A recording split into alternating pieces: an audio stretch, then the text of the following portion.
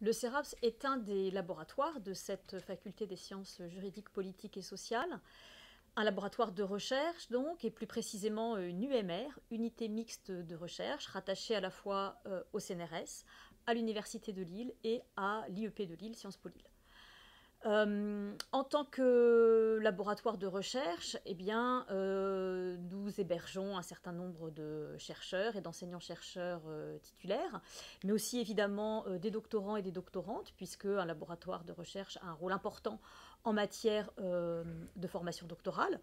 Le CERAPS accueille aujourd'hui une cinquantaine de doctorants et de doctorantes, aussi bien en droit qu'en sciences politiques, puisque c'est une des caractéristiques de ce laboratoire que d'être un laboratoire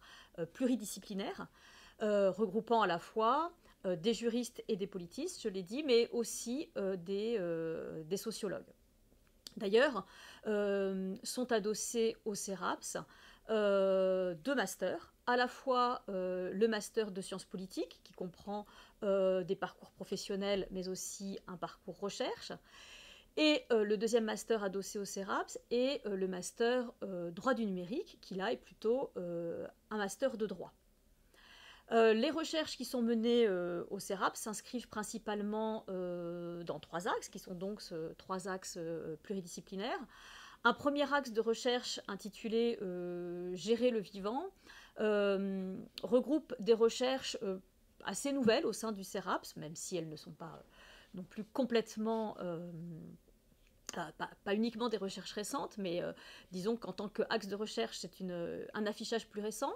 Donc un premier axe qui porte sur les questions environnementales.